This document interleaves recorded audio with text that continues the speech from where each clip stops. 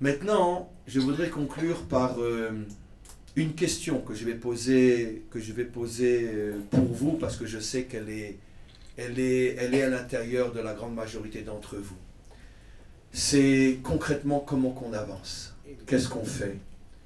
Demain, après-demain, voilà, on a passé une bonne journée, mais chacun rentre chez soi, et comme on le sait, le quotidien est le pire ennemi de l'idéaliste.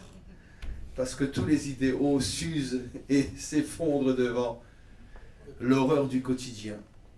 Et comment qu'on reste un fonceur, un idéaliste, un volontaire, quand malgré tout, dans la vie de tous les jours, qu'on travaille ou qu'on soit à la retraite, peu importe, on a tous notre quotidien, notre usure, et c'est pas facile de rester véritablement quelqu'un qui est dans l'action et qui veut vraiment progresser, qui sent qu'il progresse. C'est la première question. La deuxième question, qui est en vérité la suite, mais dit d'une autre manière de la première question, est aussi une question qui vous hante tous. Finalement, où on va, les Bnei Adam? On n'a pas de lien entre nous. Là, on s'est réunis, vous avez à peine pris le temps de vous connaître, de vous voir. Demain, chacun retourne dans sa ville. Et finalement, comme toute chose nouvelle, comment que finalement on se sent porté par cette force, parce que finalement ce groupe-là, il est fort. 70 personnes, et en vérité, il y en a beaucoup d'autres, des Bnei Adam aujourd'hui. Pas tous sont venus aujourd'hui. Mais même vous, les 70, comment vous restez liés les uns avec les autres, comment vous continuez à ressentir cette force qui vous porte, aussi d'une autre manière, comment vous restez aussi liés avec moi, et comment faire pour que tout ça ne s'effondre pas, dans le vécu, dans la vie de tous les jours. Comment continuer à être porté par cette force qui nous amène toujours un peu plus en avant. Alors, moi, ce que je vous suggère, je vais vous dire très sincèrement, je suis honnête, j'ai pas de solution miracle. J'ai pas de solution miracle parce que je sais que vous faites partie de la phase essentielle, capitale, mais la plus difficile. C'est le départ, c'est le commencement. Vous êtes des héros parce que vous commencez. Dans une, deux générations, ou dans 20 ans, dans 30 ans, lorsque j'espère le mouvement sera devenu déjà une réalité beaucoup plus importante, les gens qui s'y accrocheront auront beaucoup moins de mérite que vous. Vous avez, vous, le mérite d'être les premiers, d'adhérer à quelque chose qui n'a aucun réel point de repère. Il n'y a ni de passé, ni de futur, c'est là. Et vous sentez que c'est important. Donc vous avez le mérite d'être les premiers, mais vous avez l'inconvénient d'être très seul. Et il n'y a pas de communauté, il n'y a pas de groupe, il n'y a pas de journal officiel, il n'y a pas d'emblème officiel, il n'y a pas de temple officiel. Franchement, entre nous, grâce à Dieu. Parce qu'à partir de quand un mouvement commence à devenir du n'importe quoi? Lorsqu'il a son temple, son journal et ses officiels. Et donc c'est ce qu'on veut éviter. On veut essayer de rester très naturel, 100% naturel. Et on va essayer finalement de créer un mouvement très écolo. Et pour rester dans l'écologie, il faut qu'on supporte le naturel, mais pour supporter le naturel, il faut être très très fort. Parce que c'est beaucoup plus facile de manger n'importe quoi et de ne pas regarder la composition. Quelqu'un il fait attention à ce qu'il mange, je ne parle pas dans le cachère, je parle même dans la nourriture santé. Non, ça je peux pas, ça je peux pas, ça je peux pas, ça je peux pas. C'est un petit peu la situation dans laquelle on est. Parce qu'on commence. Donc, qu'est-ce qu'on peut faire pour se renforcer? La première chose que je vous propose, et j'ai entendu que ça se fait, et c'est une chose à mon avis qui est incroyablement simple, mais d'une puissance absolument incroyable pour ceux qui peuvent le faire, c'est, par exemple, supposons que c'est rarement le cas, mais commençons par le plus simple. Vous êtes dans un endroit où autour de vous, vous savez qu'il y a, pas forcément des gens qui sont là aujourd'hui, mais qu'il y a d'autres familles qui sont motivées comme vous. C'est possible une fois par semaine, une fois par mois. C'est très important de se réunir, de parler, d'avoir des échanges autour d'une étude. Ça, on va revenir tout de suite sur l'étude. J'aurais dû commencer par ça, bon, mais tant pis, je ne vais pas commencer par ça. Autour d'une étude, autour d'une réflexion, autour d'un échange. Je pense que c'est très très important de ne pas seulement être des receveurs, mais être aussi des acteurs. Ça veut dire de faire quelque chose. On construit un groupe. Si c'est encore une fois des gens qui sont proches les uns des autres, c'est le mieux. Si ce n'est pas le cas, ça peut être par Skype, ça peut être par des échanges chat, peu importe. Aujourd'hui, à l'heure de la technologie, il y a tellement de possibilités, même si on est aux quatre coins du monde, d'avoir malgré tout un lien. Comment je fais moi et comment d'autres font, je veux dire, on est en contact avec des milliers de personnes qu'on n'a jamais vues, mais on est en contact réel avec eux. C'est ça le miracle de la technologie. S'il y a bien un vrai miracle, c'est celui-là, qui permet aujourd'hui finalement d'être ensemble sans véritablement se connaître, mais être réellement ensemble, lorsque les échanges sont des échanges profonds et intelligents, bien sûr. Et on sent que malgré tout, même si on ne se connaît pas, il y a un échange qui construit. Donc moi je pense que la seule possibilité que vous avez aujourd'hui pour vous sortir un petit peu de votre solitude, et surtout de vous protéger de l'usure du quotidien, c'est de créer des groupes. Créer des groupes d'échange entre vous, avec des gens avec lesquels vous sentez une affinité dans votre région, ou par Skype, ou par ceux qui ont les moyens, et c'est pas très cher, on peut aujourd'hui louer, même une fois par mois, c'est ce que je fais moi, quand je vous ai révélé tout à l'heure, qu'une fois par mois j'avais un contact avec des hommes d'église, etc. On loue, enfin c'est eux qui le font, ils louent une ligne, et c'est pas cher, je crois que c'est l'équivalent peut-être de 20 ou 30 euros la soirée, c'est rien, quand il y a 20 personnes, chacun donne 2 euros, c'est même idiot d'en parler. Mais on loue une ligne qui est beaucoup mieux que Skype, parce qu'elle permet justement aussi de voir les gens, alors que Skype c'est plus compliqué, s'il y a trop de personnes, la ligne saute. Oui, le Webex par exemple. Oui, voilà, exactement, comment vous dites? Webex. Voilà, Webex, exactement. Moi, chez nous, ça s'appelle géométrique, ça s'appelle la ligne que les gens louent, géométrique, ou Matrix, je ne sais pas, mais il y a Webex aussi, exactement. Donc c'est vraiment, quand on est 20 personnes, c'est rien. Et là, vous avez un sentiment vraiment d'être, là, n'importe qui est un peu dans l'informatique vous dira où ça se loue. Et là, vous pouvez commencer à créer des groupes extraordinaires. Vous pouvez, il ne faut pas avoir 11, mais qui je suis, moi, pour prendre la parole. Non, au contraire, on se réunit, on forme un groupe, on commence avec 3 personnes, 4 personnes. Très vite, ça sera 15, 20 personnes, même une fois par mois. Mais allez, on se prépare, comme moi je fais avec ces réunions-là. Les gens m'envoient une semaine avant le sujet qu'on va traiter, j'ai le temps d'y penser, puis après, on se branche, chacun reçoit le code d'accès, et on se retrouve 20, 25, 30 personnes, et l'échange est fabuleux. Surtout qu'on se voit et on s'entend, c'est beaucoup mieux que Skype qui est gratuit et qui est donc forcément très fragile, sauf si on est deux. Et donc on peut faire des choses comme ça crée une dynamique, et si votre groupe est bien, après ça peut attirer encore une autre personne, une autre personne, une autre personne. Moi quand j'ai commencé avec ces hommes et ces femmes d'église, on était 4 ou 5, aujourd'hui on est 30, 35, et à chaque fois des nouvelles personnes qui s'inscrivent. Et parce que c'est très intéressant, l'échange est vraiment très intéressant. Et donc, ça c'est une possibilité qui vous donne aussi, d'une certaine manière, le sens des responsabilités, de créer un groupe, d'être responsable d'un groupe. Tiens, un est parti, pourquoi tu lui téléphones, etc. Je pense que c'est important. On ne peut pas rester uniquement encore une fois, dans le côté réception. On a besoin d'être des acteurs. Et aujourd'hui, à l'heure de la technologie, c'est quelque chose qui est très, très, très facile à créer. J'ai entendu aussi que, je crois, qui m'a parlé de ça, c'était monsieur, que voilà, un groupe, ils ont créé un groupe, comment vous appelez, sur la route de la délivrance. Sur la route de la délivrance, une initiative personnelle, un Facebook, qu'eux ont créé, comme ça, une initiative, et j'en avais entendu parler, je ne savais pas que c'était eux, je suis content de les voir aujourd'hui, j'en ai souvent entendu parler de ce Facebook-là, sur la route de la délivrance, une initiative personnelle.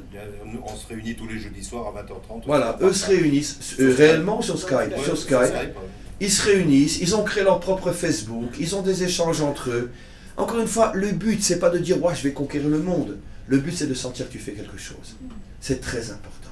Le sentiment de faire quelque chose. On ne peut pas, surtout avec tout le discours que j'ai tenu surtout ce matin, comme quoi toute la dimension adamique, c'est justement de se prendre en main et d'être responsable et d'être soi-même la matrice de sa foi et pas seulement être en attente de recevoir. C'est très important que vous fassiez quelque chose. Et je ne suis pas forcément être obligé d'être au courant de tout ce qui se fait. Il ne faut pas, chaque fois qu'il y a une initiative, prendre le téléphone ou m'envoyer un message, Rav, on voudrait faire ça, est-ce qu'on a raison ou non? Non, non, au contraire. Prenez vos risques. Et même trompez-vous. Il n'y a que celui qui se trompe qui, finalement... Celui qui se trompe pas. Voilà, celui qui se trompe pas, celui qui fait rien. Que celui qui se trompe qui, finalement, atteint la vérité, qui fait quelque chose. Donc je pense que c'est très important. Et suivez mon conseil, c'est très important. C'est pour ça que je vous ai encouragé à rester dans le groupe WhatsApp qui existe déjà. Et c'est très très important. Il faut que vous sentiez que vous apparteniez à quelque chose. Maintenant, d'un autre côté, on est encore très très très loin et beaucoup partagent mon point de vue. C'est aussi le point de vue des rockers et le point de vue, je sais, de beaucoup d'entre vous. Il est hors de question de se fonder pour l'instant en tant qu'association ou Bnei Adam de France, etc. C'est très dangereux tout ça. C'est très dangereux. On a tous un certain âge pour savoir que dès qu'on officialise quelque chose, qu'on administrative quelque chose, ça devient très vite du n'importe quoi. On n'est pas suffisamment solide, on n'est pas suffisamment fort aujourd'hui pour essayer de conceptualiser notre mouvement. Même il n'y a qu'à voir ce qui se passe autour de nous. C'est même pas inventé. Les syndicats se cassent la pipe, les partis politiques se cassent la pipe. Parce que dès qu'une chose est officielle, il y a un enjeu de pouvoir, il y a un enjeu d'ego, etc. Et tout tombe. Donc je pense qu'il faut rester vraiment, comme je dis, dans l'écologique, dans le 100% naturel, dans le spontané. Regardez, on a organisé cette réunion. Je vous dis franchement, je veux dire, on a pris une salle 70 parce que j'avais dit au rocker, j'espère qu'on sera au moins 30-35. Je n'aurais jamais imaginé qu'on serait 70 et qu'on serait obligé de refuser presque une trentaine de personnes. On aurait pu être 100. Ça veut dire, vous voyez, un truc spontané, comme ça, allez, on lance, on verra bien. Et c'était une grande réussite. C'est ce qui est le mieux. Mais, encore une fois, on ne peut pas uniquement en rester là.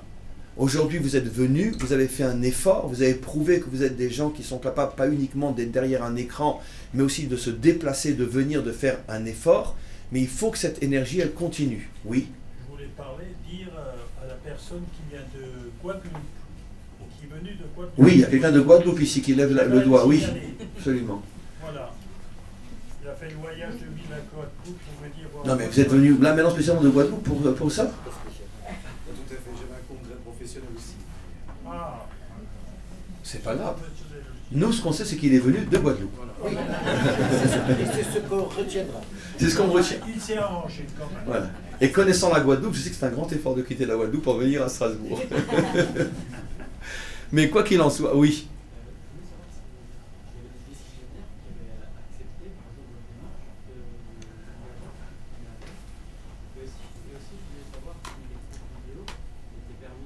Si. De Torah, tout le monde le fait.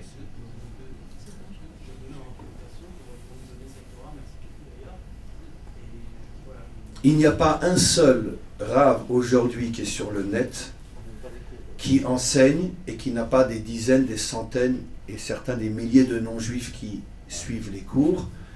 Et je parle en français, en anglais, tu ne peux même pas imaginer. Un rave intéressant en anglais, il a le monde entier qui l'écoute. Tout le monde le fait. L'aval est que tout le monde le fait en Israël, même les rabbins les plus officiels, les plus grands, tout le monde le fait. Oui, absolument, puisque tout le monde le fait aujourd'hui. Tout le monde, il n'y a pratiquement pas aujourd'hui un enseignant de qualité qui n'a pas des cours sur le net. Voilà, je sais pas, bon, peu importe, je peux même donner l'exemple de sommités en Israël qui sont même mis à apprendre l'anglais pour être écoutés encore plus par un nombre encore plus grand de gens qui commencent à enseigner en anglais. J'avoue que moi aussi je voudrais le faire. Et qui commencent à enseigner en anglais pour pouvoir être écoutés même encore par plus. Et ils savent très bien que c'est pas que des juifs qui vont les écouter, sinon pourquoi tu te mets en anglais? Et donc parce que tout le monde sent aujourd'hui qu'il y a une nécessité. Et l'enseignement maintenant aux non-juifs se fait de plus en plus. Récemment, je ne sais pas si vous connaissez, il y a un rav très connu à Paris, le rav Ben Chetrit, qui a donné un cours. Il y avait plus de 300 non-juifs, c'était interdit aux juifs, d'accord? Il y avait 300 non-juifs qui sont venus, la salle était pleine. Il était pleine à Paris, et il a donné un cours, et pourtant c'est un rav ultra-orthodoxe. C'est-à-dire de plus en plus de gens ont compris qu'aujourd'hui c'est fini, on ne peut plus. Il y a trop de demandes, il y a trop de besoins, et qu'on ne peut pas rester... L'ère d'Internet, c'est pas seulement un concept technologique, c'est un concept philosophique qui nous montre qu'aujourd'hui, ça y est, ça suffit maintenant, le cloisonnement. Il faut ouvrir, ouvrir, ouvrir, ouvrir. Mais comme je le fais moi-même, par exemple, en prévenant bien les gens que voilà ce que tu peux prendre, voilà ce qui était interdit de prendre. D'accord? Si je fais un cours sur les téphilines, par exemple, je vais expliquer que les téphilines, c'est le fait de consacrer ses actions et sa pensée au maître du monde, d'accord? Mais ça ne veut pas dire que tu dois aussi, en tant que non-juif, mettre les tefilines. Mais par contre, tu peux reprendre le concept, tu peux reprendre l'idée que mes actions et mes pensées, je les dirige selon le projet divin. Parce que c'est ça en vérité les tefilines. Sur mon bras, sur mon cerveau, pour dire que j'essaye de penser et d'agir en fonction du projet divin. Alors, au niveau du culte dans le judaïsme, chez moi, ça va se manifester aussi par un acte concret. À ton niveau, ça suffit que tu reprennes l'idée et que tu commences, quand tu vis dans ce monde, à penser de plus en plus et à adapter tes idées, tes actions à tes pensées. Est-ce que vraiment je pense, je vis en fonction du projet divin? Et c'est quoi le projet divin, etc., etc. Ça va t'amener à des cours de Torah, ça va t'amener à réajuster ta vie, etc. Ça s'appelle que tu mets les tefilines, mais au niveau de l'esprit, pas au niveau de la lettre. Et en tant que non-juif, c'est exactement ce qu'on te demande. Et ça, de plus en plus et de plus en plus d'enseignants juifs comprennent que c'est maintenant incontournable. Tout le monde a besoin de récupérer de la Torah le message qui s'adresse à l'humanité tout entière. Oui.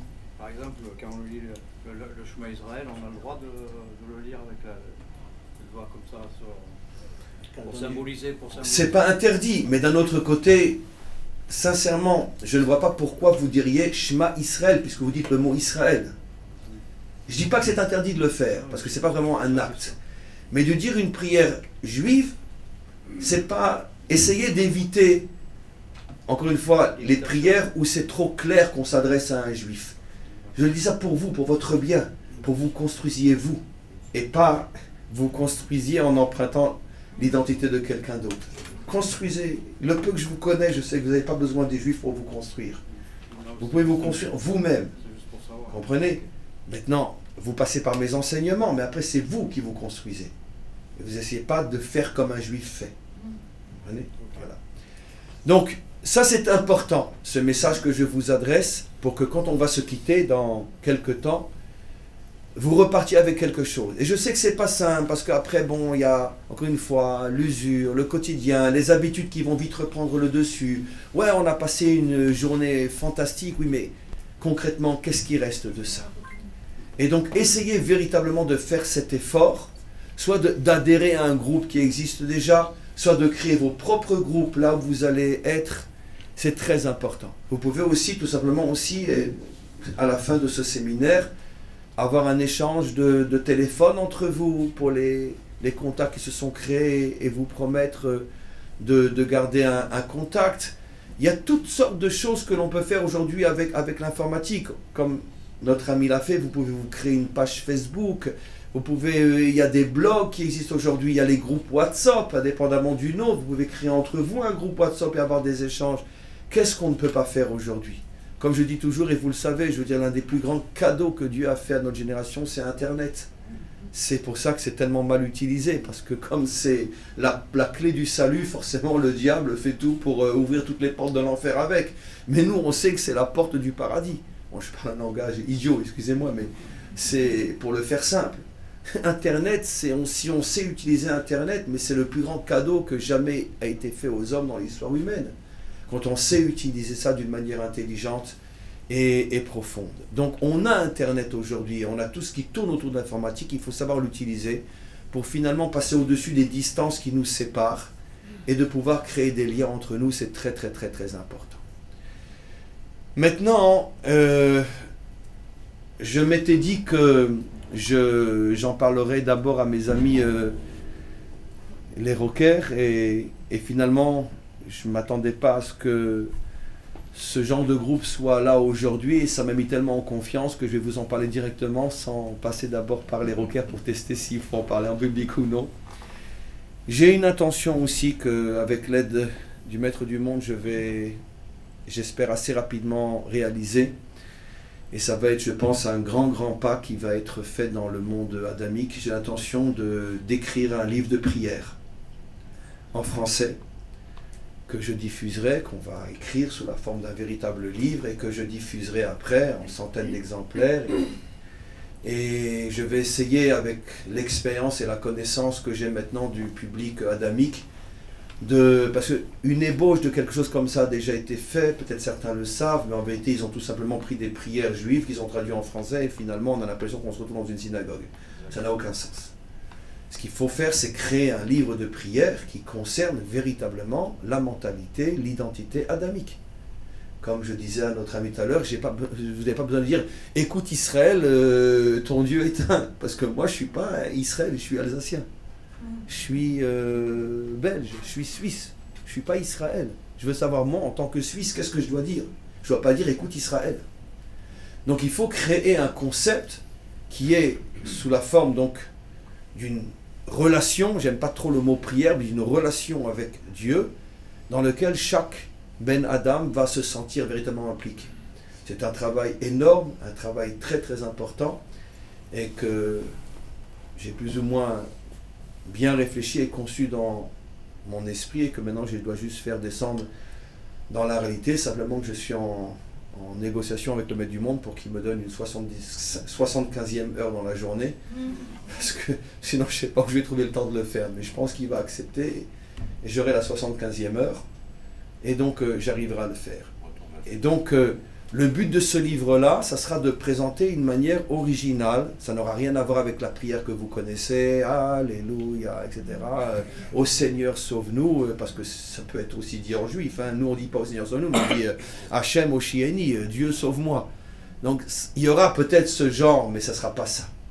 Ça sera en vérité un livre qui, une vingtaine de pages, je pense, suffiront.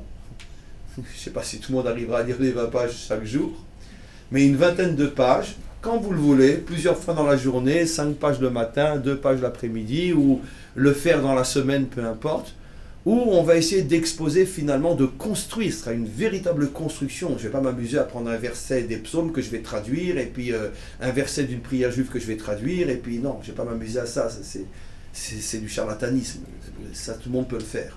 Je vais essayer véritablement de créer un concept qui va traduire la relation entre l'homme et Dieu, et comment que depuis le matin on se lève, et comment qu'on aborde le maître du monde. Et je pense que ce sera quelque chose qui sera très important, très très fort. Là où j'aurai besoin de vous, c'est que quand la chose sera pratiquement finie, alors on vous le fera savoir, on utilisera bien sûr des réseaux sociaux, etc. Mais il faudra aussi en parler autour de vous et le faire savoir. Et encore une fois, ça présentera sous la forme, ça ne sera pas un cahier, ça sera, c'est comme un livre de prière, c'est un petit peu livre de poche comme ça, et avec une vingtaine ou une trentaine de pages. Donc en vérité, c'est peut-être 10 pages ou 15 pages de manuscrit en vérité, mais qui sont un livre de poche, un livre de prière qu'on peut mettre dans sa poche, qu'on peut mettre dans sa veste, qu'on met dans son sac avec soi et qu'on peut sortir, et quelque chose qui essaiera de traduire d'une manière très très profonde comment je pense que la relation universelle, la relation basique pour tout homme et pour toute femme doit se créer entre l'homme et son Créateur. Et donc j'espère, prier pour ça, parce que ce que j'ai surtout besoin c'est de temps, plus que toute autre chose, de temps et de force. J'espère que d'ici qu'on se revoit dans un an, que la prochaine fois qu'on se verra, je pourrai venir avec le livre et le proposer à chacun d'entre vous, et que dans les mois qui viennent, ça pourra sortir. Donc ça c'est une chose importante qui nous permettra aussi de pouvoir avancer, parce que pourquoi j'ai senti que c'était un devoir de le faire, parce que effectivement, combien de fois j'ai entendu cette question que vous avez tous en vous, mais concrètement, comment je sers Dieu moi en tant que Ben Adam? Puisque j'ai pas la possibilité de faire ce qu'un juif fait, je veux plus ou j'ai pas envie de faire ce que d'autres religions me proposent, alors maintenant je me retrouve coincé, je fais quoi? Parce que d'accord, vous avez les cours du Rav Dinovich ou d'autres cours, mais ça c'est l'enrichissement au niveau de la pensée. Mais on a tous besoin malgré tout un petit peu de culte, de connexion spirituelle. Or c'est vrai que le Ben Adam est d'ailleurs le Ben Noir aussi, hein. Ça veut dire que celui qui n'est pas chrétien, qui n'est pas juif et qui n'est pas musulman, ben il est dans une sale situation aujourd'hui. C'est qu'on l'a dépourvu finalement de toute possibilité de manifester spirituellement son attachement à Dieu. Parce que écouter un cours, c'est une chose très importante, mais d'un autre côté, c'est pas moi qui sers Dieu. Et surtout si j'ai un passé chrétien, et je le dis avec le plus grand respect possible, j'ai appris à servir Dieu aussi en faisant quelque chose. Une prière, une fête, j'ai besoin de retrouver ces notions-là. Et c'est tout à fait normal et tout à fait louable. Car nous, les Juifs, il n'y a aucune raison de l'interdire aux autres, puisque nous, on le fait du matin au soir. D'accord? Moi, la première phrase que je dis quand j'entends le réveil le matin, c'est pas « zut, il faut se lever », mais c'est « je te remercie, Maître du monde, de m'avoir redonné la vie ». Je dis en hébreu « modé ani lefanecha ». C'est la première phrase qu'un Juif dit quand il se lève le matin. C'est pas « miel, il faut se lever », mais c'est « merci, Maître du monde, de m'avoir redonné la vie pour que je puisse commencer ma journée ».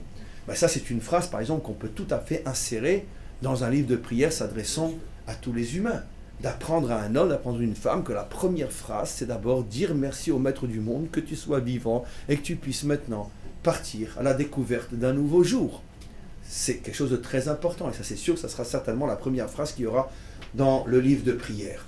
Donc évidemment que vous avez besoin d'un culte. Et j'avoue que je vois très bien autour de moi, on est tous coincés. Nous les enseignants, on est tous coincés parce qu'on ne sait pas quoi vous proposer. Vous n'avez pas de temple, ceux qui ne vont plus à l'église, et vous n'allez pas non plus à la synagogue, alors vous allez où? Et vous priez comment?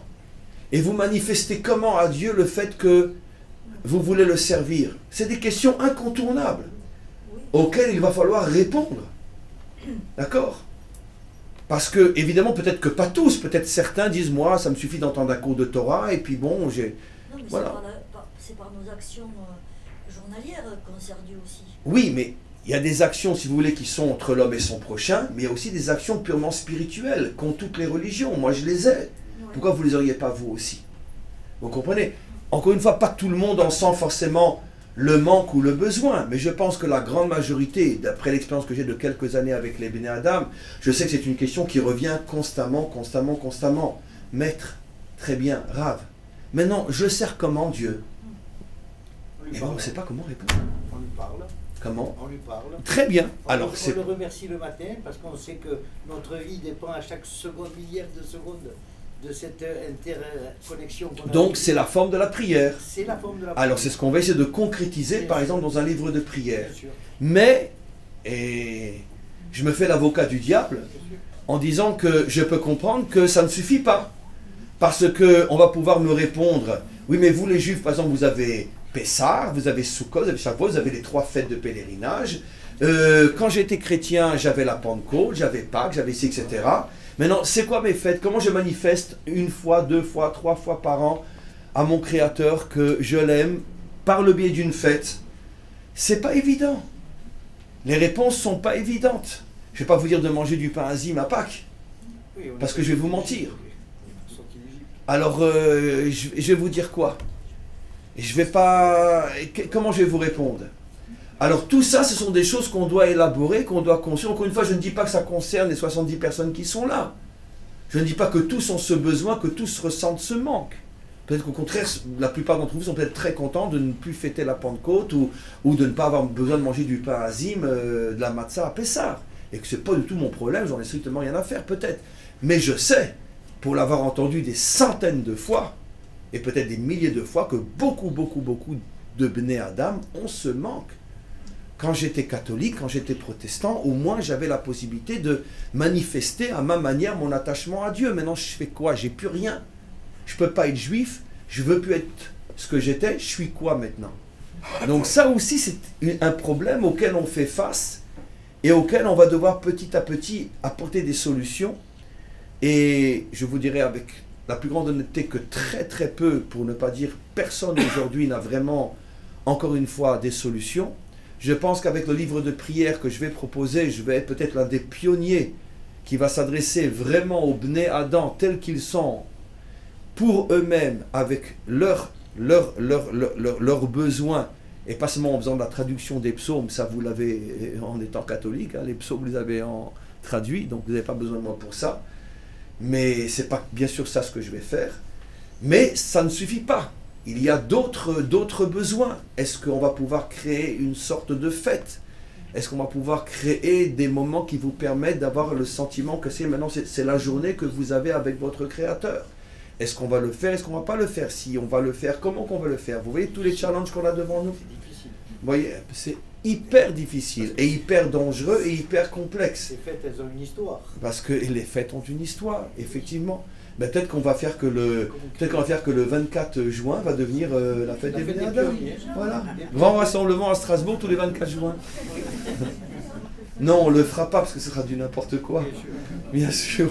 Mais c'est un exemple. Beaucoup de fêtes ont commencé comme ça. Vous savez, on a pris un jour important et puis on l'a transformé en jour religieux. Mais évidemment, c'est pas ce à quoi je fais allusion.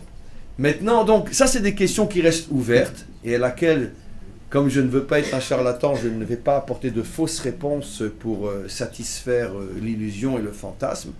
La seule chose que je peux vous dire d'une manière très sûre aujourd'hui, c'est que le besoin de prière, je vais tout faire pour pouvoir y répondre et pour pouvoir le satisfaire. Et j'espère que le Maître du Monde me donnera suffisamment de sagesse pour créer un livre dans lequel vous allez vraiment vous retrouver, que vous aimerez lire, avec lequel vous aimerez vous retrouver, et vous sentirez que vraiment vous vous connectez au Maître du Monde grâce à ce livre, pourvu que je trouve le temps, la force et surtout la sagesse de le faire. Maintenant, je voudrais conclure d'une manière un peu plus philosophique, après avoir parlé de choses malgré tout qui sont concrètes et qui sont importantes, même si on est loin d'avoir fait le tour de toutes les questions possibles et de répondre à toutes vos attentes. Encore une fois, vous avez à la fois le mérite mais le défaut d'être la génération qui commence, et donc il n'y a pas des réponses à tout. Abraham non plus n'avait pas des réponses à toutes ces questions. Yitzhak en a eu plus, Yaakov en a eu plus, les tribus israéliennes en ont eu plus encore, et le peuple juif en a eu plus encore, parce qu'il y avait tout le recul et toute l'expérience et tout le temps qui s'était passé.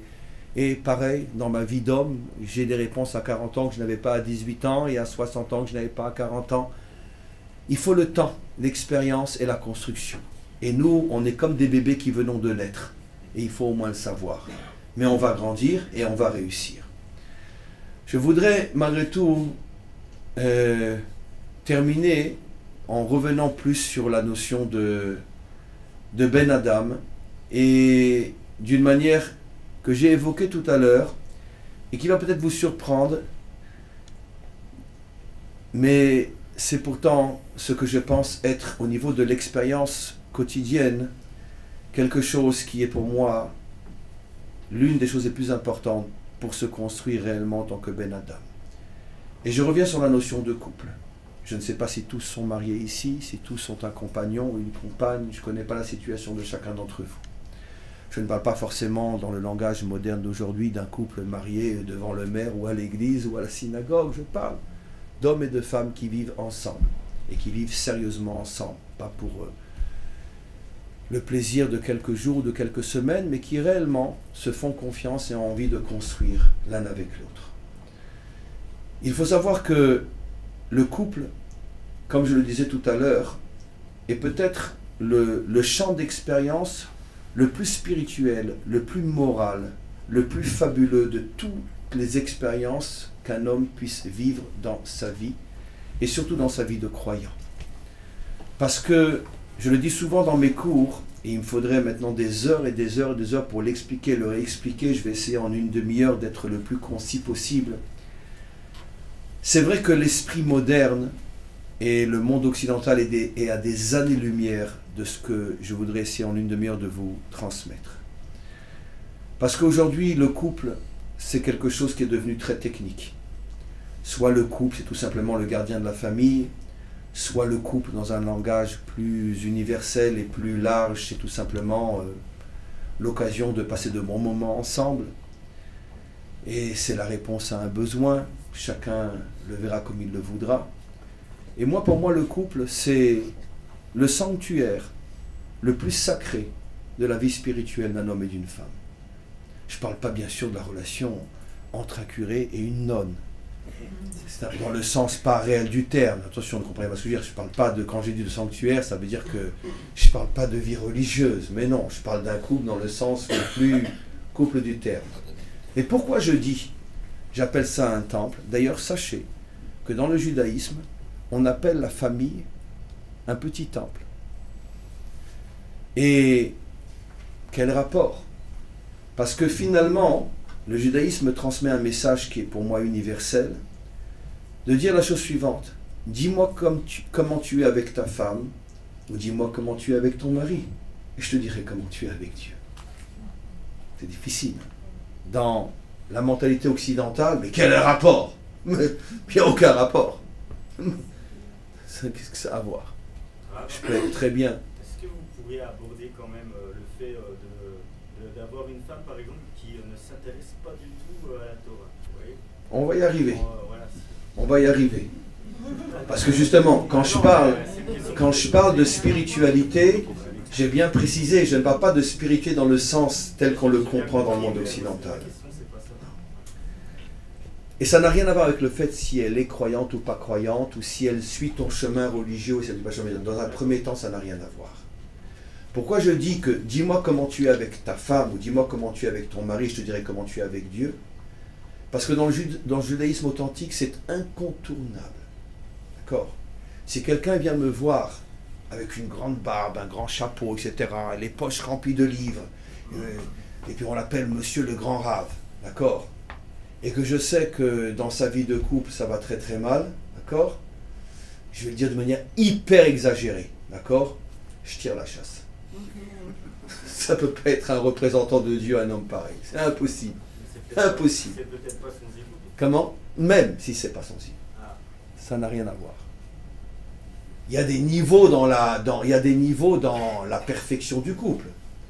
Mais malgré tout, il y a un minimum, il y a un tronc commun de respect, d'amour, de travail ensemble, qui est possible, même si ce n'est pas ton véritable zivou, comme je le disais tout à l'heure, de manière très très rapide. Mais laisse-moi y arriver. Donc, dans le judaïsme authentique, je ne dis pas dans le judaïsme, mais dans le judaïsme authentique, nous, on ne peut pas se faire avoir. D'accord? Avant de me dire si tu es un maître, d'accord, je voudrais d'abord savoir comment tu es avec ton épouse. Et après, je te prendrai au sérieux. Mais si ça ne marche pas dans ta vie de couple, c'est impossible que tu sois un homme de Dieu. C'est impossible.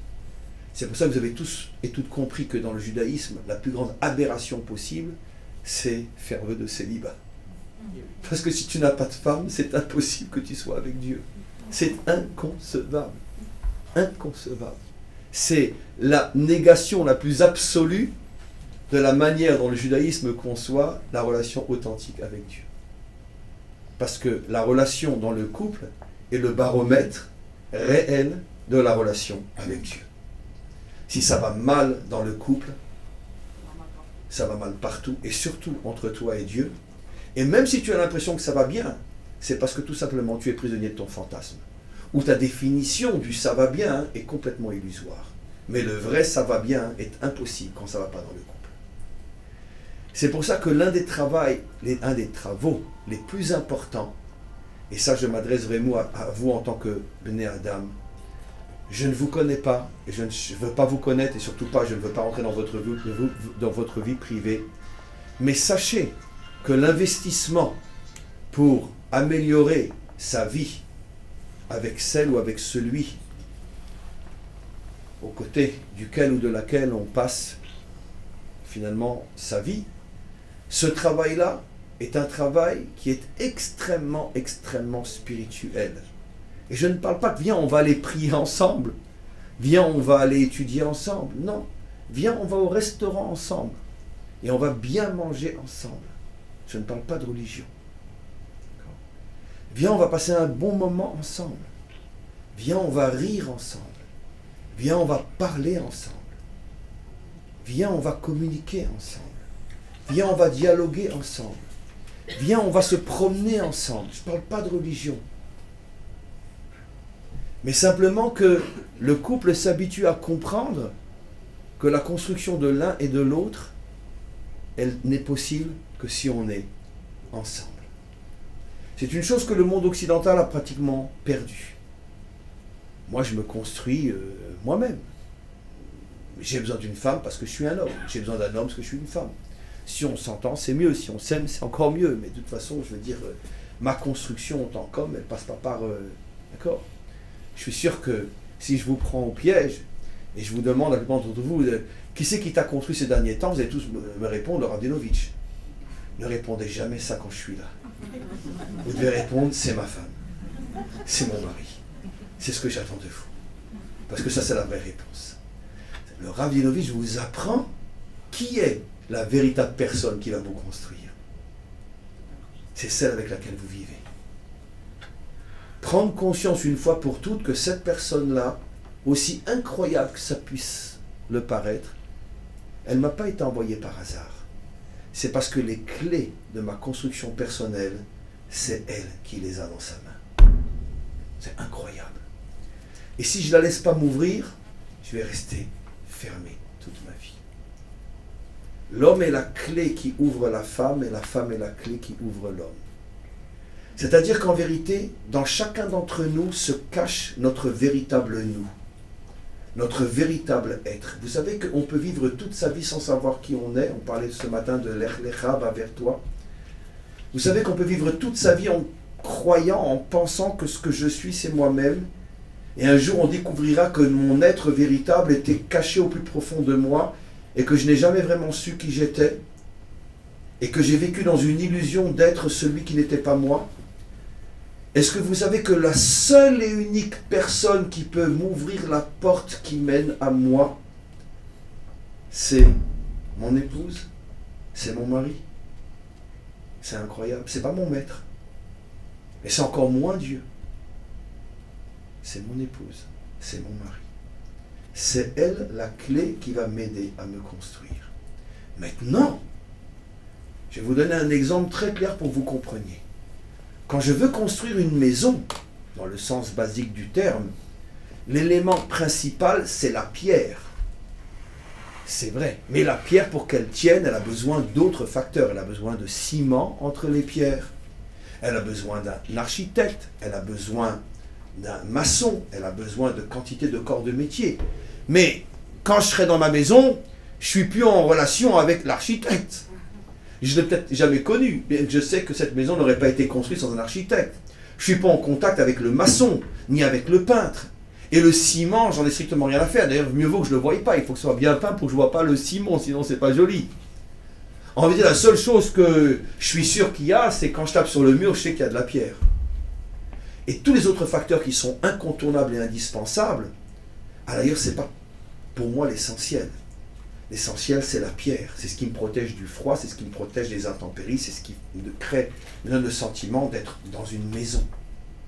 Ce qui m'entoure. Exactement de la même manière.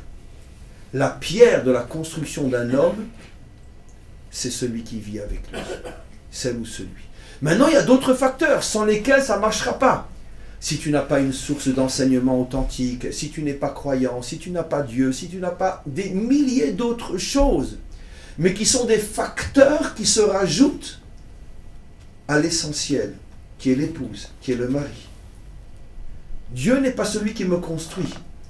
Dieu est celui qui vient aider à cimenter, à construire la relation entre mon épouse et moi-même. Le maître, les enseignements que vous recevez, ce n'est pas eux qui vont vous construire. C'est ce qui va vous donner la force, l'énergie, la sagesse, que quand je suis après avec elle, quand je suis avec lui, je vais savoir comment construire ma relation, ma vraie relation. Ça, c'est le but. Tout le reste, c'est les moyens. Je sais qu'il faudrait répéter cette notion énormément de fois parce qu'on nous a complètement dans notre civilisation, dans notre génération, on nous a complètement éloignés de ce genre de notion. Mais c'est pourtant comme ça que les choses, elles fonctionnent. C'est pour ça que j'insiste pour vous dire que le premier, essentiel, principal, important travail d'un Ben Adam, c'est d'abord de construire sa vie de couple. Et je dis sa vie de couple même encore avant sa vie de famille. Construire sa vie de couple est même encore beaucoup plus important que de construire sa vie de famille, c'est-à-dire la réussite avec les enfants. C'est très important ça aussi. Mais la vie de couple est le sacro-saint, le saint des saints de la réussite d'un être humain sur terre. Et ça, c'est la chose qui doit être la plus importante à nos yeux. C'est difficile, je sais, mais il n'est jamais trop tard. Non, mais quand on n'a pas rencontré son zivou. Comment? Quand on n'a pas eu la chance de rencontrer son zivou, on fait comment? Il est vrai que descendre dans chaque cas particulier, vous avez raison et vous me coincez. Je n'ai pas une réponse à chaque. Et j'ai le cas moi-même d'une de mes élèves qui était bonne sœur jusqu'à l'âge de 70 ans. Et quand elle s'est convertie, elle est connue, elle est souvent sur mon site, c'est Elisheva, etc. Qui était bonne sœur jusqu'à l'âge de 70 ans. Et aujourd'hui, elle découvre, aujourd'hui elle est juive vraiment, elle découvre le judaïsme et surtout des messages comme cela, ça la rend folle. Et elle me dit souvent, mais Rav, alors moi je pourrais jamais me construire, à mon âge je ne vais plus me marier. Je lui dis, vous savez, dans chaque règle, il y a l'exception à la règle. Ça veut dire que c'est vrai que quand on prend après cas par cas, il faut voir le passé de chacun, le parcours de chacun. Et il est possible que dans ce cas très très particulier, peut-être que pour toi, dans ta construction personnelle, le maître du monde te considère comme l'exception qui confirme la règle. Peut-être que pour toi, ça passe par d'autres chemins. Mon approche est très générale. Elle concerne la grande majorité des hommes et des femmes. Maintenant, si effectivement quelqu'un a eu un parcours qui justifie le fait que ce n'était pas possible pour lui de passer par cette grande règle, alors il semblerait que le maître du monde a d'autres chemins parallèles pour lui, pour arriver aussi à de très très bons résultats, sans forcément passer par la grande route. Vous comprenez ce que je veux dire? Et ça, il faut y croire d'une manière absolue. Que personne n'entende de ce que je dis, c'est pour ça que votre remarque est capitale, que alors si j'ai pas pu me marier, ou si pour X raison je n'ai rencontré personne, on se dire quoi alors? D'après ce que le Rav dit, je suis fichu, je peux pas être un croyant, je peux pas... Non, qu'à Dieu ne plaît, j'ai jamais dit une chose pareille. Je parle de la grande règle, mais vous savez tous et toutes que dans ce monde, toutes les règles ont toutes des exceptions qui confirment la règle. Donc il y a effectivement le cas à cas, et aucune vérité n'est absolue dans ce monde, sauf une parole qui sort de la bouche du maître du monde peut être absolue, pas une parole qui sort de la bouche d'un homme, même si cet homme est inspiré de la Torah, malgré tout, ça reste un homme. Donc il y a des exceptions, mais ça c'est déjà des choses qu'on doit voir en privé. Comprenez, ça veut dire voir où et comment et pourquoi. Mais au niveau de la grande règle, pour tous ceux qui sont dans le cas qui est le cas de la majorité, où il y a oui un conjoint, il y a oui quelqu'un, etc., il faut savoir que ça c'est un travail au quotidien, où il faut véritablement, et il n'est jamais trop tard, même si on l'a pas fait pendant 20 ans, on ne l'a pas fait pendant 30 ans, on ne l'a pas fait pendant 40 ans, il n'est jamais trop tard. Car même si on réussit sur 40 ans de vie en commun, on ne réussit que les 3 dernières années, parce que seulement maintenant on a compris, parce que c'est la première fois qu'on l'entend, à quel point c'était important, et que maintenant on va s'y mettre et on va réussir, et bien ces 3 dernières années, elles vont réparer tout ce qui n'aura pas été fait pendant 40 ans. On le sait, on a un principe fondamental dans le judaïsme, c'est que la qualité répare la quantité. Ça veut dire que même si j'ai entendu quelque chose à la fin de ma vie, mais maintenant, le peu de temps qui m'y reste, je vais y mettre de tout mon cœur, de toute mon âme, et bien ça va réparer toute ma vie. Et si j'arrive avec mon épouse à vivre les 3 dernières années de notre vie dans un bonheur parfait, ça réparera les 40 ans ensemble, on ne se rappelait même plus comment on s'appelait, parce qu'on ne se parlait plus. Vous comprenez? Donc c'est la qualité, c'est pas la quantité. Donc ça c'est un travail qui est très très important, et je pense que dans notre génération, c'est aussi un modèle par rapport à notre entourage, par rapport au monde dans lequel on vit, qui fait tout pour détruire toute notion de couple, toute notion de famille, toute notion de mariage, toute notion de respect de l'autre, réellement, tel que nous en parlons. Je pense que peut-être le premier travail des Bnei Adam, c'est de mettre l'accent sur ce point-là, peut-être plus que sur n'importe quel autre point. Et croyez-moi, et je vais vous le prouver maintenant tout de suite, dans le quart d'heure qui nous reste, c'est une action spirituelle qui est, à mon sens, peut-être beaucoup plus spirituelle que tout ce que nous appelons, nous, dans le monde occidental, le culte et le rituel, etc. Croyez-moi que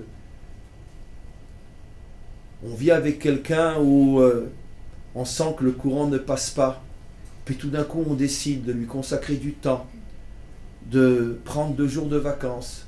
Allez, viens, on va sortir, on va se reparler, on va essayer de retrouver notre jeunesse, on va aller manger ensemble, et que le couple sent que, waouh, il s'est reconstruit. Croyez-moi que c'est beaucoup plus important que tous les rituels que vous pourrez faire dans n'importe quelle religion. Pourquoi? Et ça, c'est de la véritable spiritualité. Parce qu'on tourne toujours autour de la même notion qui est évoquée depuis ce matin, l'homme, l'humain. Redonner à quelqu'un confiance en soi, confiance en l'autre. Ah, je pensais qu'on ne vivait plus que l'un à côté de l'autre. Maintenant, grâce à ce week-end qu'on a passé ensemble, où tu as été tellement présent, où tu m'as témoigné tellement d'affection, d'attention, de respect. On a pu à nouveau parler l'un avec l'autre. Et bien je sens maintenant que c'est pas seulement qu'on vit l'un à côté de l'autre, on vit maintenant l'un avec l'autre. Et quand on arrive à donner, à redonner à son conjoint le sentiment que l'on vit ensemble et pas seulement l'un à côté de l'autre, vous croyez que quelque chose peut faire, excusez-moi de le dire de cette manière-là, mais peut satisfaire le maître du monde plus que, vous voyez, que quand on va allumer une cierge ou quand on va manger du pain azim ou quand on va mettre les tefilines, vous imaginez qu'on satisfait le maître du monde plus que quand on redonne confiance en son couple à une femme désespérée ou à un homme désespéré qui n'y croyait plus. Vous pensez que le maître du monde va regarder celui qui met les tefilines ou qui mange kasher ou qui fait Shabbat ou qui allume un cierge ou qui fait la Pentecôte? Non, il s'en fiche royalement. Ce qu'il va regarder, c'est cette femme triste qui tout d'un coup retrouve confiance dans son couple, ou cet homme désespéré qui retrouve confiance dans son couple. C'est ça ce que le maître du monde va regarder. Ça, il va le regarder comme véritablement un acte spirituel de très très très haut niveau. Et vous savez pourquoi ça n'intéresse personne? Parce que c'est le plus difficile. Et en vérité, tout le monde s'intéresse au facile. D'accord? C'est facile de mettre les tefilines, c'est facile de manger kasher, c'est facile de faire Pâques, Pentecôte ou je ne sais quoi. Tout ça, c'est facile. Ça, c'est la religion des faibles. D'accord?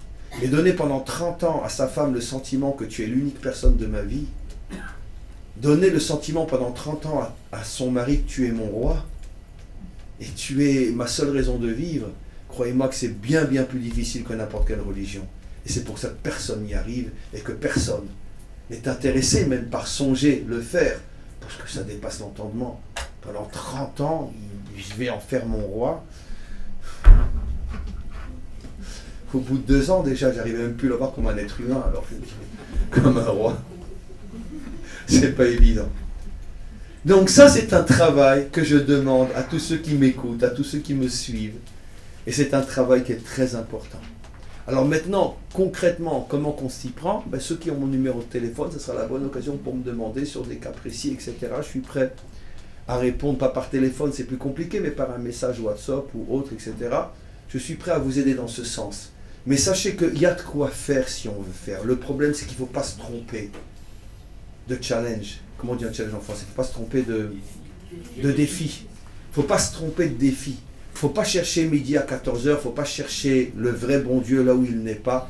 Et il ne faut pas chercher le vrai culte là où il n'est pas. Donc vous voyez que dans la vie de tous les jours, on a déjà beaucoup de travail.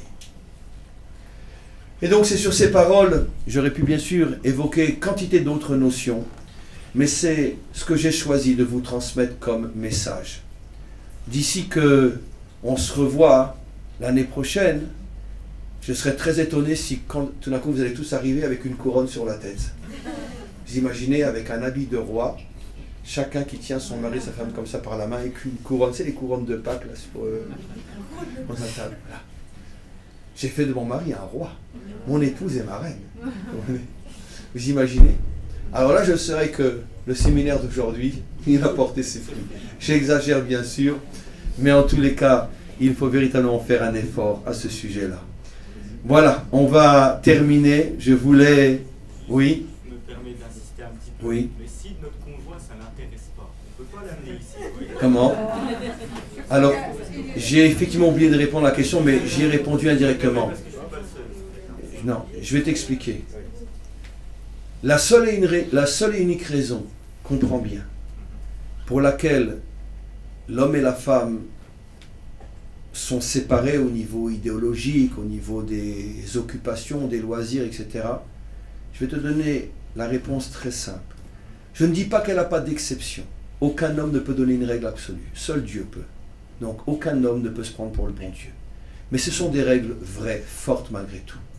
Dans 90% ou 95% des cas, si une femme s'éloigne de ton vécu, de ton chemin, de tes aspirations, c'est parce qu'elle ne sent pas suffisamment qu'elle est, à tes yeux, l'essentiel dans ta vie. Si une femme sent que Dieu est plus important à tes yeux qu'elle, elle te lâche. Tu comprends? Mais c'est normal que Dieu est plus important. Ben non, moi je ne me gêne pas à dire au bon Dieu, tu sais, t'es très important dans ma vie, mais si je dois choisir entre toi et ma femme, je préfère ma femme. Obligé d'étudier un peu. Comment? Écoute bien ce que je te dis. Je le dis avec mon humour à dessous, mais comprends bien ce que je te dis. Et ce que je te dis en français, je peux te le dire en hébreu, mais ça ne va pas t'avancer. Mais je vais te le dire d'abord en hébreu, je vais te le traduire. Ce que je dis, généralement, je ne dis pratiquement jamais rien qui n'est pas inspiré d'un de nos textes. Nos maîtres nous disent, je vais te le dire d'abord en hébreu. En aisha koretet brit elalemi sheose otakli. En français. La femme n'est prête à donner sa vie qu'à celui qui lui donne le sentiment qu'elle est tout pour elle, qu'elle est tout pour lui. Voilà ce qui est marqué. C'est un texte vieux de plus de 2000 ans. Vous imaginez, il y a 2000 ans, un homme parlait comme ça à sa femme, tu es tout pour moi. Eh bien, nos maîtres nous disent déjà, il y a plus de 2000 ans, la femme n'est prête à donner sa vie qu'à celui qui lui donne le sentiment qu'elle est tout pour lui. Et donc, très très très souvent, le problème qu'on a, nous les hommes, ou vous les femmes, c'est que finalement, nos moments forts, nos attractions, on les trouve ailleurs. La religion, mon travail, mon sport. C'est-à-dire que la femme sent que finalement, Dieu, il t'apporte plus que moi. Hein. Le Rav Dilovitch, il t'apporte plus que moi. Hein. Ton travail, il t'apporte plus que moi. Hein. Ton coach, il t'apporte plus que moi. Hein. Et moi, je t'apporte quoi? D'accord? Je voudrais que tu me donnes le sentiment que c'est moi qui t'apporte le plus. C'est pas facile. J'avoue que c'est un travail inimaginable. Mais c'est ça, ce qu'une femme demande. C'est intéressant, nos maîtres le disent sur la femme plus que sur l'homme. C'est intéressant. Mais tout celui qui connaît la femme sait que ça fonctionne comme ça. Elle est beaucoup plus exigeante que l'homme. Fais de moi ta priorité, je peux te garantir que je meurs pour toi. Mais fais-moi sentir que je suis ta priorité. À partir du moment où tu fais sentir à ton épouse, à ta compagne, quelle est ta priorité, je peux te garantir qu'elle te suivra partout. Et tout commence là. Il y a des exceptions à ce que je dis. Encore une fois, aucune règle dite par un homme est absolue. Mais dans 95% des cas, cette règle est une règle d'or. Et c'est un travail. Parce que j'imagine très bien la question de l'homme. Écoutez, monsieur le rabbin, je suis désolé, mais je ne vois pas en quoi serait ma priorité, ma femme, si vous la connaissiez. On peut dire le contraire aussi, on peut dire ça sur un homme aussi. Je suis désolé, mais... Et le problème, c'est que tu n'as pas cherché. Parce que si c'est elle qui a été choisie pour être à tes côtés, c'est elle qui cache en elle le trésor perdu. En fait, alors descends au plus profond de l'eau, trouve le bateau qui a coulé, c'est la dépression dans laquelle ta pauvre compagne ou femme elle se trouve, d'accord, et ramène le trésor, et tu vas voir comment vous allez vous enrichir tous les deux. Le problème c'est que tu l'as coulé le bateau, je ne parle plus de toi maintenant, je parle maintenant en général. Le problème c'est que le bateau tu l'as coulé. Parce qu'au début, il était florissant, il avait des ailes, pas des ailes, des voiles extraordinaires. Mais très vite, le bateau, il a coulé. Pourquoi? Parce que le capitaine, il ne rentrait jamais dedans. Il n'était plus là, le capitaine, il était toujours ailleurs. Alors le bateau, tout seul, il a coulé. Ce problème, c'est qu'il a coulé avec un trésor. Alors tu vas récupérer le trésor maintenant. Alors maintenant, jette-toi à l'eau, descends profondément, prends ton souffle et ramène et le bateau et le trésor. Et tu verras que finalement, tu as cherché le trésor partout où il n'était pas. Le seul endroit où le trésor était caché, c'est dans ton épouse que tu as coulé. Et ça, c'est des principes qui sont fondamentaux. Et c'est vrai dans les deux sens, bien évidemment. Une femme peut couler son mari aussi. Et bien sûr que c'est vrai dans les deux sens. Et c'est ça le secret du bonheur. Comment? Pas? Je dis encore une fois, c'est dans un sens et dans l'autre. Comment? Vous ne parlez jamais d'amour, pourtant c'est un mot très important. Ah non, mais je fais allusion à l'amour, bien sûr. Oui, mais je ne l'ai pas encore entendu.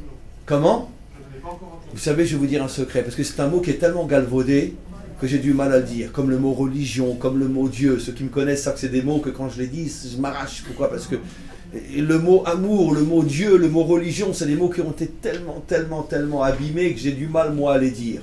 Mais bien sûr que je fais allusion à l'amour, mais au vrai. D'accord? L'amour, c'est aimer l'autre. Vous connaissez tous l'histoire de le bonhomme qui est en train de déchirer son steak dans son assiette. Il dit « Oh, qu'est-ce que j'aime la viande !» Mais demande à la vache si elle est contente de se retrouver dans ton assiette. D'accord? Et non, t'aimes pas la viande. Ah, ça veut dire que t'aimes pas la viande. Parce que si t'aimais la viande, elle ne serait pas dans ton assiette. La pauvre, tout ce qu'on a de lui faire à la vache pour qu'elle soit dans ton assiette. Donc, on comprend. J'aime ma femme, j'aime ma compagne. On sait ce que ça veut dire. Donc, aujourd'hui, le mot amour n'a plus tellement de sens. L'amour, c'est aimer l'autre. Et aimer l'autre, qui c'est qui arrive à aimer l'autre sans penser à soi? C'est pas évident. C'est pour ça qu'il faudrait inventer un autre mot aujourd'hui. Mais bon, je suis d'accord avec vous, parlons de l'amour, mais du vrai. En tous les cas, mes amis, on va devoir s'arrêter. Je voulais remercier une fois de plus Monsieur et Madame Rocker pour leur investissement sans lequel ce séminaire n'aurait pas eu lieu. Je voulais remercier une fois de plus Karine et son mari pour tout le côté technique. Il y a encore beaucoup de travail qui va suivre pour mettre à jour, pour construire. Et puis, quand ça sera fait, on va sans doute faire une dizaine de morceaux, parce qu'on ne peut pas tout mettre en une fois. Une dizaine de morceaux, on les mettra après. Bon, comme les rockers ont vos numéros de téléphone, vous serez au courant soit par le WhatsApp, soit d'une autre manière, quand ça sera prêt et où le voir. Et vous pourrez après, j'imagine, on fera un téléchargement pour que tout le monde puisse les avoir chez lui aussi. Eux, ils font. Comment? Eux, ils font. Oui. Ah oui, ah ben bien sûr. Faire, ils font. Bah oui, là, il y a du travail à faire. Et pour qu'après des milliers vont pousser, parce que ce séminaire va être vu après par des dizaines de milliers de personnes. Donc les rebondissements seront énormes. Ne serait-ce que pour le prochain séminaire, où des milliers d'autres seront au courant de ce que ça a été. Et puis, le mot de la fin, très sincèrement, avec beaucoup de sensibilité, ça va être très très dur de se séparer. Parce que, en quelques heures, je me suis beaucoup attaché à vous. Et vraiment, merci d'être ce que vous êtes. Vous êtes des gens extraordinaires.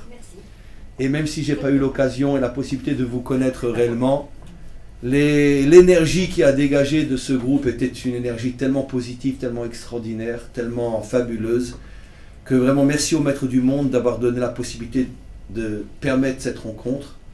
Et je vous garantis que c'est la première d'une longue série. On va rester en contact par tous les moyens possibles. Et surtout que de toute façon maintenant c'est lancé au moins une fois par an. Et peut-être que si ça marche encore mieux qu'on l'imagine, ce sera peut-être 2 fois par an qu'on se verra en France. Et j'espère que, quoi qu'il en soit, le voyage en Israël pourra se faire aussi par un petit groupe, au moins 20 personnes, parce que moins de 20, ça ne vaut pas l'investissement, mais au moins qu'on soit 20, 25, 30, on pourra faire quelque chose d'extraordinaire. Et voilà. Alors, à tous et à toutes, vraiment un très très très grand merci pour votre présence. Je vous souhaite tout le meilleur, toutes mes bénédictions, et qu'on reste très très fortement attachés les uns aux autres.